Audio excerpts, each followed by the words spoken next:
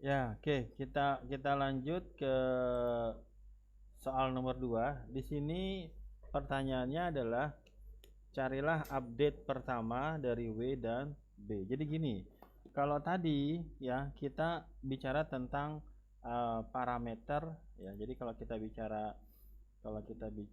mana tadi? Ini bukan catatannya. Ini ya. Ya. Jadi kalau kita sedang bicara sistem kita, maka di situ ada data ya. Kalau kita bicara, jadi gambarannya gini deh. Di sini ada data, ya. Di sini ada model gitu. Kalau kita bicara data, maka di sini kita bicara berapa banyak inputnya, ya. Berapa banyak inputnya, ya. Berarti nanti bisa ada X1 gitu ya. Jadi kalau kita bicara berapa banyak inputnya, maka di sini nanti kita bicara ada X1, ya, di sini ada X1. Kalau cuma satu berarti X gitu ya. Tapi kalau misalnya ada dua, ada X1, ada X2 gitu. Kalau misalnya nanti banyak inputannya, ada X1, ada X2, ada X3, ada X4 gitu ya, sampai misalnya X100 gitu ya. Itu adalah berapa banyak inputnya. Nanti juga kita bicara tentang outputnya ya. Output, nah output ini apa? Y, maka Y nanti akan punya value-nya ya. Apakah value-nya itu adalah 01 saja ya, atau value-nya adalah 012 gitu ya. Atau nanti value-nya itu misalnya bilangan real ya, bilangan real ya. Misalnya di antara nilai 110 juta sampai 100 juta. Maka di antara dua nilai ini itu bisa diambil satu nilai. Itu adalah outputnya, itu adalah Y-nya. Tapi kalau kita bicara tentang apa itu banyaknya data ya, maka di sini kita bisa bicara oh M-nya ada 10 gitu ya, atau M-nya ada 100 gitu ya, atau M-nya ada misalnya 10 juta ya. Itu adalah banyaknya data, itu seperti itu. Nah, tapi kalau kita bicara model ya, maka nanti kita bicara apa? Kita bicara tentang apa? Y hat ya. Maka kalau di Y hat ini akan ada yang namanya parameter ya. Apakah itu parameternya adalah apa? W dan B. Nah, nanti W-nya juga nanti bisa banyak ya. Ada W1 gitu ya, ada W2 dan selanjutnya ya. Oke. Nah, jadi antara data dan model seperti itu. Kemudian bagaimana kita mendekatkan model ini kepada outputnya. Jadi tadi kita bicara tentang apa? Kita bicara tentang error. Oke, kita bicara tentang apa? Kita bicara tentang cost function gitu ya. Nah, sekarang kita akan bicara yang selanjutnya adalah ya hubungan antara ya hubungan antara parameter ya, hubungan antara parameter dengan ini. Kalau kita bicara parameter berarti apa? W B dengan cost function ya. Bisa tentang apa di sini? Ternyata ada hubungan antara parameter dengan cost function. Kalau kita bicara linear regression saja, perhatikan di sini apa rumusnya cost functionnya? Cost function yang bicara tentang linear regression itu apa? 1/2 M sigma dari I sama dengan 1 M. Apa rumusnya? WX ditambah dengan B, ini I ya, dikurang dengan apa? YI, diapain? Dikuadratkan. Perhatikan di sini. Tadi saya sudah menjelaskan antara data dengan model. Jadi ini adalah modelnya, ini adalah datanya. Kalau data itu fix ya, data itu adalah fix ya. Data itu adalah fix. Jadi di sini yang berpengaruh itu apa? Yang pengaruh adalah W sama W. Jadi masalah kita adalah ya di sini ya dengan nilai parameter yang berbeda ya. Oke, akan menghasilkan ya cost function yang berbeda juga ya. Sekali lagi, cost function itu bisa tentang apa? Tentang error. Kalau error kita pengen carinya gede apa kecil? Kecil, ya. Bagaimana meminimalkan error. Nah, kasus yang tadi kita punya B-nya berapa? B-nya 0, W-nya berapa? 0,58. Kasus seperti ini kita dapatkan cost function-nya itu berapa? Sorry, ini bukan 0,58, 0,5. Yang ininya berarti 0,58. Nah, Anda boleh hitung lagi. Kalau saya punya kasus kedua, B-nya sama dengan 0, W-nya sama dengan 1, maka ini kalau dicari, ya, cost function-nya itu adalah 0, ya, seperti itu.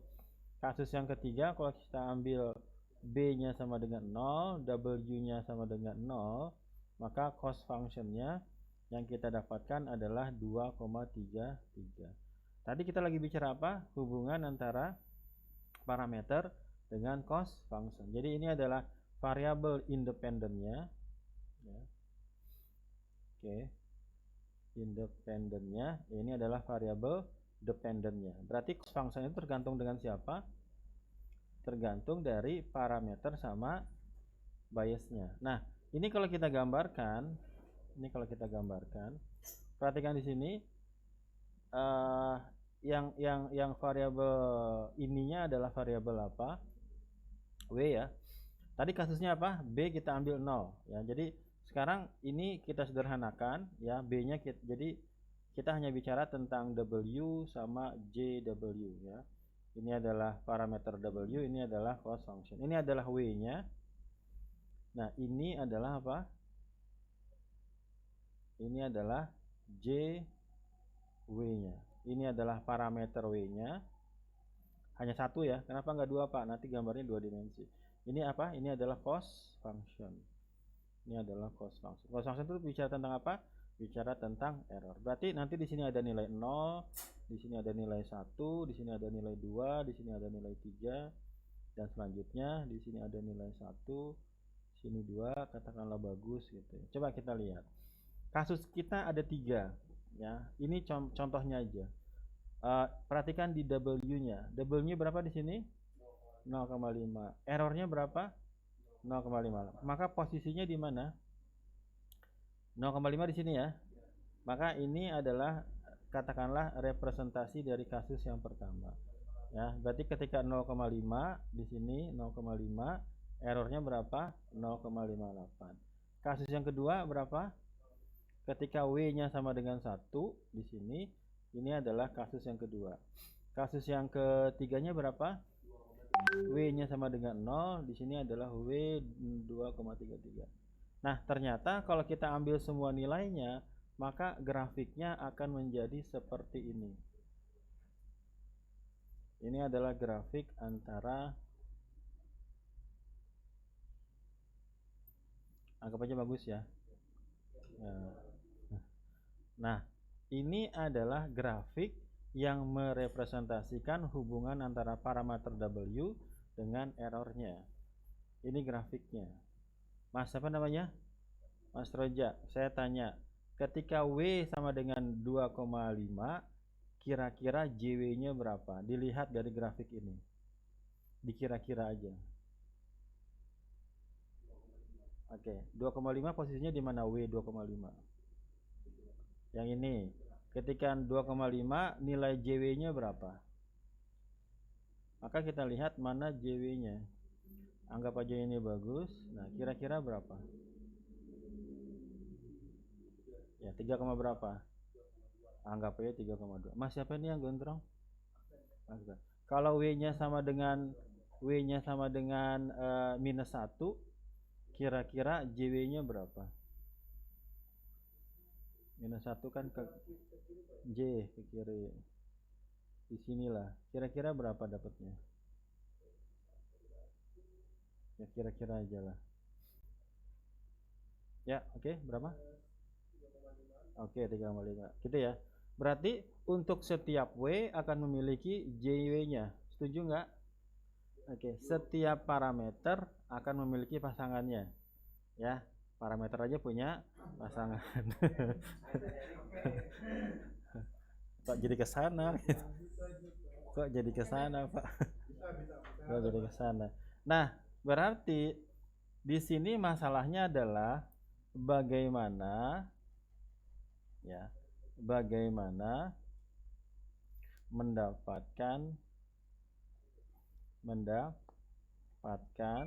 nilai JW yang paling apa? Yang paling minimum, yang paling kecil. Gitu ya, dari parameter yang ada. Nah, gini bayangannya dari parameter yang ada. Bayangannya gini, Anda main ke gunung gitu ya, ke bukit ya. Nah, di bukit itu kan dia kan nggak lurus ya, ada turunannya gitu ya, ada naiknya gitu ya. Oke, nah sekarang bayangkan Anda dipakein apa namanya, matanya tuh ditutup lah. Oke, matanya ditutup, diputer-puter gitu ya, terus taruh di situ. Nah, bayangkan Anda di sini ya, kemudian Anda diminta untuk mencari mana lokasi yang paling rendah. Udah kebayang belum? Udah. Ya, Anda matanya ditutup. Oke, berarti modalnya apa? Bisa kaki, bisa tangan ya, bisa ngeraba-raba. Jadi ngeraba-raba disuruh diminta, berarti kan ibaratnya cuma 2 dimensi ya. Kita bisa meraba apakah dia di sini turun apa dia naik. Bisa ya kita ngerasain ya. Nah, berarti kita membandingkan antara satu ketinggian dengan ketinggian yang lain. Nah, itu masuk di gradient descent. Jadi untuk mengetahui bagaimana tingkat satu lebih tinggi dengan tingkat yang lain, maka kita di sini sebenarnya menggunakan algoritma yang namanya adalah gradient descent algorithm ya. Gradient descent algorithm. Oke. Saya masuk di situ untuk mengerjakan soal nomor 2. Jadi gradient descent algorithm bicaranya seperti ini. Ini untuk bisa menjawab nomor 2 ya. Namanya apa? Gradient descent algorithm. Saya kasih rumus generalnya, nanti kita bahas. WI ya, WI berarti kalau WI nanti I-nya bisa 1, bisa 2, bisa 3. WI itu sama dengan WI dikurang dengan learning rate. Nah, ini namanya apa? Learning rate. Learning rate itu gambarannya adalah Anda melangkahnya apakah mau kecil atau jauh. Jadi misalnya udah ketemu nih, oh yang sebelah kanan, sebelah kiri itu bukitnya turun. Nah, Anda bisa ambil 1 meter atau Anda ngambil 10 cm. Itu namanya learning rate. Langkah yang Anda ambil untuk setiap perubahannya. Itu namanya learning rate. Makanya ketika UTS saya minta berapa? Ambil 0,001 gitu ya, apakah 0,01. Jadi langkah yang kita ambil di setiap stepnya itu berpengaruh kepada perubahan dari weight-nya. Nah, kemudian di sini adalah turunan dari JWIW atau WWBB ya. Ini saya ambil generalnya aja. Ini adalah gradient descent-nya atau turunannya. Ya, dibagi dengan WI ya, WI deh, WI. Nah, I-nya bisa mulai 1 ya. I-nya 1 ya, 2 dan selanjutnya. Jadi nanti bisa W1, bisa W2, bisa W3 dan selanjutnya. Oke, itu adalah rumus dari W-nya. Oke.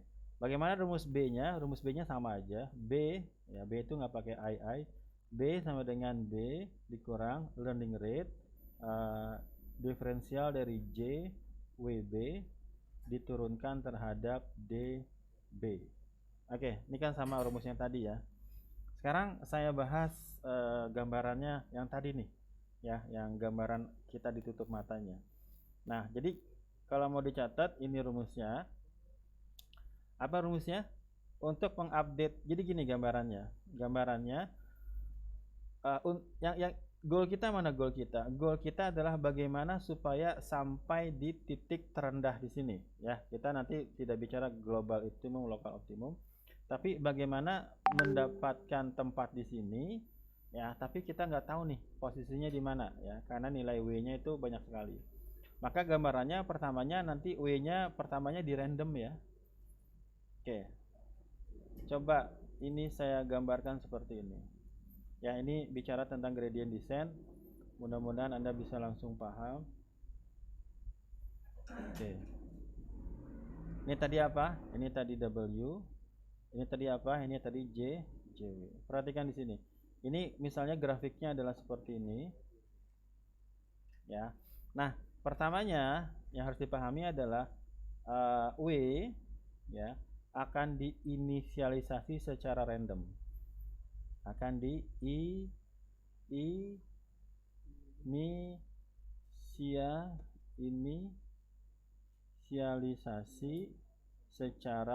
inisialisasi secara random. Perhatikan di sini. Kita tuh nggak tahu di mana posisi JW-nya, tapi kita bisa memberikan nilai W secara random. Ya, Mas Reja. Ya. Misalnya kita ambil nilainya di sini nih. Ya, di mana? Misalnya kita taruh nilainya di sini. Kalau saya kasih nilai W di sini, maka nilai JW-nya di mana? Kalau saya naruh nilai W-nya di sini, nilai JW-nya di mana? Dari grafik ini. Ya, kita ambil aja, tarik di sini. Maka ini adalah sekitar ini. Yang kita cari adalah titik di sini. Nah, sekarang kita gunakan yang namanya gradient. Gradient ini adalah slope. Apa itu slope? Kemiringan. Ya, gambarannya kita tadi ditutup matanya, kemudian kita cari-cari. Jadi kita membandingkan antara satu ketinggian dengan ketinggian yang lain. Nah, sebenarnya itu adalah rumus dari fungsi pertama gitu. Jadi kalau misalnya Anda ambil di sini W, kemudian Anda ambil ini ketinggian pertama ya, kemudian ini adalah W1 katakanlah. Kemudian kita ambil di sini, ambil sedikit perubahan sedikit, di sini adalah W2. Maka kita punya enggak posisi yang berbeda? Punya ya. Ini adalah W1-nya, ini adalah W2-nya. Maka gimana nanti? Ini adalah posisi yang keduanya. Oke. Maka di sini kita udah dapat kemiringannya enggak? Apa kemiringannya? Rumus dari kemiringan itu apa? Betul, apa? Saya udah baca tapi ragu-ragu ya. Apa rumus dari slope? Slope itu adalah M. Apa? Y2 dikurang Y1 dibagi dengan X2 dikurang dengan X1. Oke, ini adalah apa? Delta Y dibagi dengan delta X. Di kasus kita, X2 ini adalah W2. Oke, ini ibaratnya notasi aja ya. Kemudian ini adalah W1 ya. Ini mungkin agak sedikit. Nah, tapi Y2-nya apa? Ini adalah JW2. Ini adalah JW1. Oke. Perhatikan di sini. Oke. Ini kita ambil titik yang kedua, ini adalah titik yang pertama. Dari dua titik ini kita bisa ambil apa? Sebuah garis yang merupakan kemiringan. Ya, kemiringan dari fungsi ini, fungsi cos function ini. Kelihatan nggak? Oke. Ini adalah kemiringannya. Nah, berarti kemiringannya positif apa negatif di sini? Positif. Kenapa positif? Naik. Betul, pintar. Nah, perhatikan di sini. Nah, sekarang kita akan masukkan fungsinya. Jadi fungsinya adalah yang tadi. Ini saya turunkan ya. Oke, coba kita turunkan. Kalau Anda paham di sini, nanti ketika bahas yang perseptronnya saya lebih mudah menjelaskannya. Apa tadi? Update parameter rumusnya? Update parameter W. Oke, apa tadi rumusnya? Kita ambil misalnya W1 ya. W1 itu sama dengan W1 dikurang dengan running rate dikalikan dengan turunan pertama dari J. Ini fungsi J-nya. W, B. Nah, di sini kita turunkan terhadap W1. Perhatikan di sini. Ini saya ambil nih. Yang mana yang saya ambil? Rumus yang ini saya selesaikan di sini. Saya sederhanakan di sini. Apa tadi? Yang ini nih, yang mana? Yang ini nih. Ini saya selesaikan di sini. Apa rumusnya? Turunan ini slope ya, dari yang mana? W, B. Ini kalau Anda sudah paham gampang ini. Ya, apa tadi? W, B dibagi dengan siapa? Diturunkan terhadap W. Diturunkan terhadap W. Nanti kita bahas. Apa rumusnya? Berarti turunan dari apa rumusnya? 1/2M sigma dari I sama dengan 1M. Apa rumusnya? W X ditambah dengan B dikurang dengan Y dikuadratkan. Ini kalau mau dikasih I boleh. Perhatikan di sini. Kita turunkan terhadap siapa? Terhadap W. Ya, kita turunkan terhadap W. Ini kalau mau dikasih W1 boleh, atau kita generalkan W aja ya. Perhatikan di sini. Kalau Anda sedang menurunkan seperti ini, saya punya fungsi fx sama dengan x kuadrat. Yang berpengaruh siapa? X. Nah, di sini yang berpengaruh siapa? W. Oke ya, itu cuma masalah variabel aja. Kalau di sini yang berpengaruh adalah X. Berarti kalau kita turunkan, maka turunan pertama dari X adalah 2X. Gitu ya. Nah, kalau di sini yang berpengaruh siapa? Yang berpengaruh adalah W. Maka nanti kita turunkan terhadap siapa? Terhadap W. Tapi W, perhatikan di sini, terikat terhadap kuadrat. Ini ada di kalkulus 1 kalau Anda masih ingat. Maka sekarang yang kita turunkan duanya dulu. Ya. Duanya turun. Kalau 2 turun jadi berapa? Maka sama dengan duanya turun ya. Perhatikan di sini. Duanya turun kemana Pak? Turun ke bawah, turun Maya, turun ke sini. Berarti gimana hasilnya?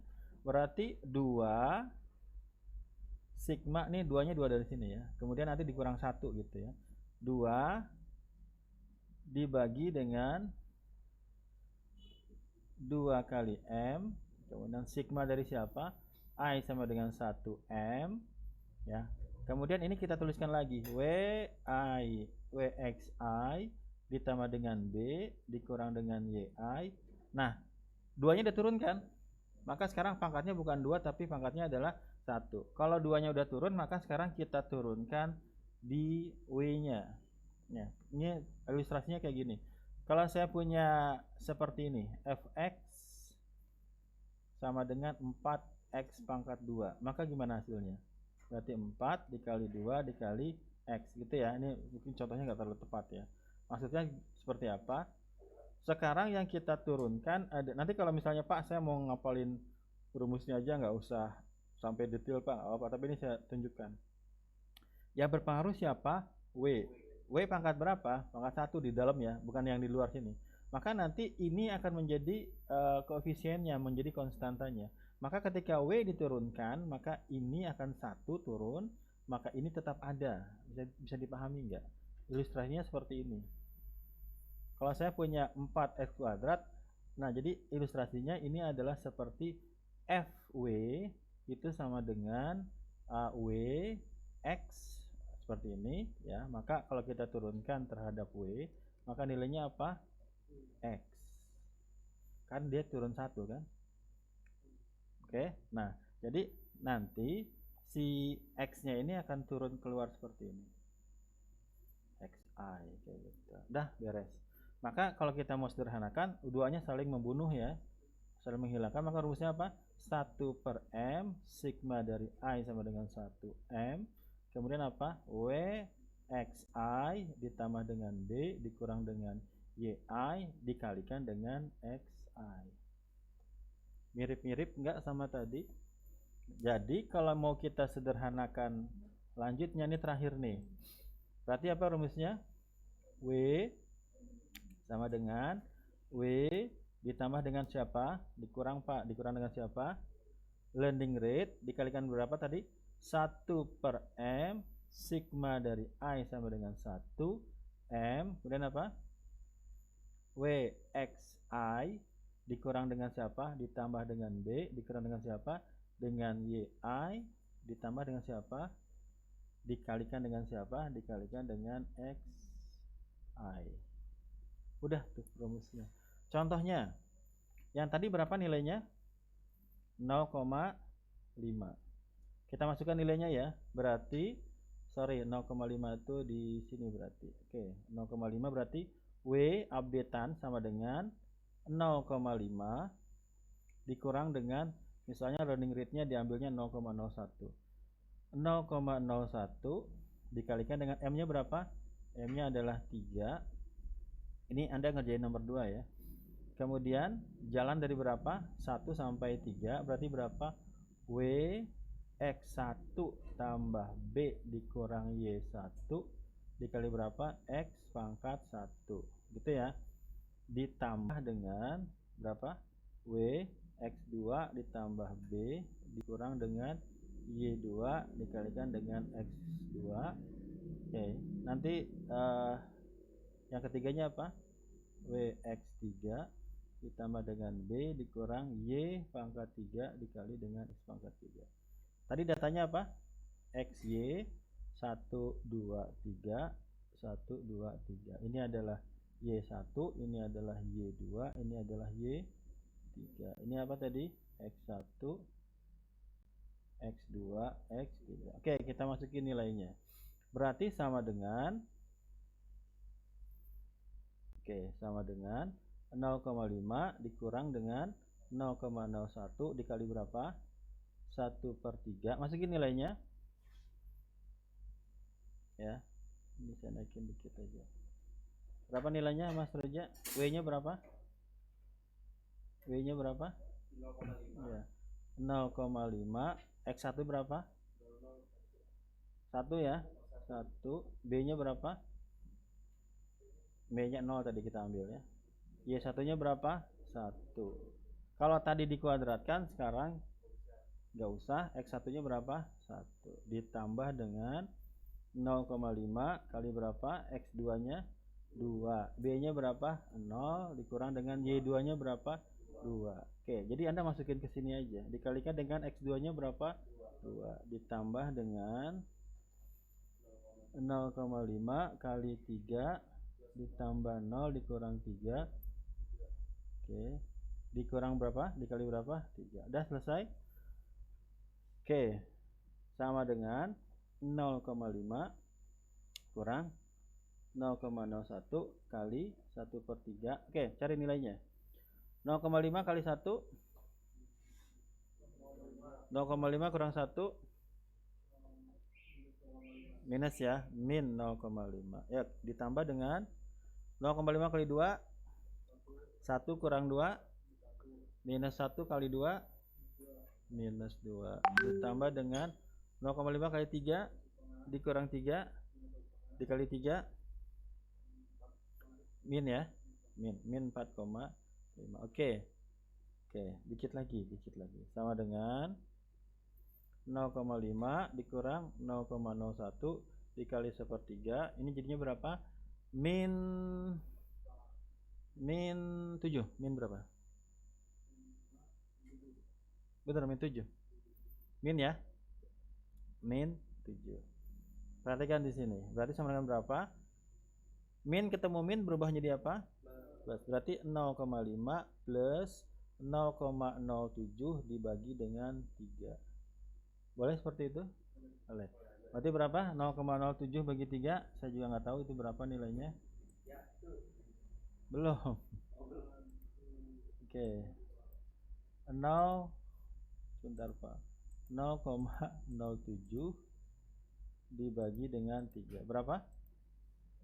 0,023. Berarti 0,5 ditambah dengan 0,023. Udah segini aja. Berarti berapa? 0, ya ngapain juga ya. Berarti berapa? 0,523. Sekarang saya tanya, apakah berubah nilainya? Dari berapa? Awalnya berapa? 0,5. Yang berpengaruh, running rate berpengaruh enggak? Berpengaruh. Semakin kecil maka perubahannya semakin kecil, semakin besar maka semakin besar. Tapi nanti di situ ada best practice-nya lah. Nah, kalau kita gambarkan, ingat yang tadi gambarnya gimana? Masih ingat yang tadi? Bukan, yang ini. Yang ini. Oke. Yang tadi saya bilang berapa ketika 0,5? Nah, sekarang dia mengarahnya ke atas apa ke bawah? Kenapa ke bawah? Ya, betul. Maka dia mendekati ke, jadi dia lagi bergerak ke sini nih. Jadi dia lagi bergerak ke sini. Jadi rumus tadi bisa menghandle apakah dia sedang mendekati dari kiri atau mendekati dari kanan atau dari kiri. Bisa dipahami? Mas Aldi, beneran? Serius. Nah, tapi ada satu rumus yang terakhir. Tadi rumusnya apa tadi? Udah dapat tadi ya, nih saya kasih lagi ini. Nah, sekarang ini yang terakhir nih, rumus yang terakhir. Rumus apa tadi? Rumus dari bias. Apa rumus dari bias? B sama dengan B dikurang dengan siapa? Learning rate dikalikan dengan siapa? J dari W, B. Sekarang diturunkan terhadap siapa? Terhadap B. Oke, yang ini saya selesaikan. Berarti apa rumusnya? Berarti D J dari W, B terhadap DB itu sama dengan 1/2M sigma dari I sama dengan 1M. Apa tadi rumusnya? W XI ditambah dengan B dikurang dengan Y dikuadratkan. Diturunkan terhadap siapa? Sorry, ini saya ada yang kurang ini. Harusnya di sini ada, oke, I-nya juga kurang. Ini ada YI, kemudian di sini ada D ya. Ini ada D. D dari ini kita turunkan terhadap DB. Perhatikan di sini. Sekarang yang berpengaruhnya siapa? B. Berarti di B yang pertama kita turunkan kuadratnya dulu, maka nanti 2-nya turun. Berarti sama dengan 2 dibagi dengan 2M sigma dari I sama dengan 1M. Maka ini akan kita teruskan sama seperti tadi, WXI ditambah dengan B dikurang YI. Nah, B-nya, kalau tadi W-nya ada XI, tapi B-nya hanya ada 1 atau enggak ada lah. Maka di sini rumusnya sebenarnya adalah dikalikan turunan dari B, yaitu 1. Nah, ini adalah perbedaan antara, ini kalau kita mau selesaikan lagi, berarti ini adalah 1/M sigma dari I sama dengan 1M, kemudian apa? WXI ditambah B dikurang YI. Udah selesai ya, udah tuh. Berarti kalau kita masukkan ke rumus besarnya, berarti B sama dengan B dikurang learning rate dikalikan dengan 1/M sigma I sama dengan 1M dari siapa? WXI ditambah B dikurang dengan YI. Oke, udah selesai? Udah gini doang. Iya. Anda belum ketemu sama logistic regression yang nanti ketemu dengan logarithmic function. Betul. Ini yang baru sederhana aja. Ini bisa kita update B-nya?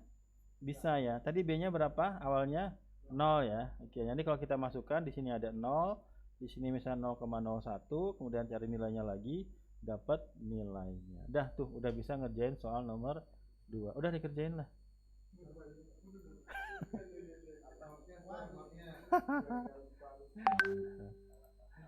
Ya. Oke. Ini saya belum ada bantuan ya. Nanti kalau logaritmik saya nyontek-nyontek lah. Oke. Ini UAS part 4 ya. Oh, banyak amat. Bisa. Ya. Dari sini kita masuk kepada cost function ya, cost function dari perseptron ya. Di sini nanti saya harus jelasin tentang ada fungsi ln gitu ya, fungsi len gitu. Kemudian nanti ada logaritmik sebenarnya. Dari sini yang terakhir itu bicara tentang algoritma namanya backpropagation. Nah, kalau udah selesai backpropagation, sebenarnya mata kuliah teori dari JST udah selesai. Nanti kita masuk ke prakteknya. Prakteknya nanti kita bisa pakai library punyanya Google, TensorFlow ya, TensorFlow, atau kita pakai library punyanya Facebook ya. Facebook itu mengembangkan namanya PyTorch ya, PyTorch namanya. Silakan kalau Anda mau cari-cari.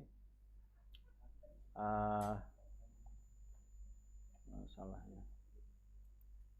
Nanti prakteknya kita pakai 2 ya. Jadi kalau punyanya Google library-nya Google namanya TensorFlow ya. Jadi nanti JST-nya atau multi-layer perceptron-nya, prakteknya, optionnya ada dua. Yang pertama library punya Google ya, namanya apa? TensorFlow. Ini dikembangkan lagi menjadi Keras ya. Jadi Keras ini Keras ini sebenarnya menggunakan TensorFlow.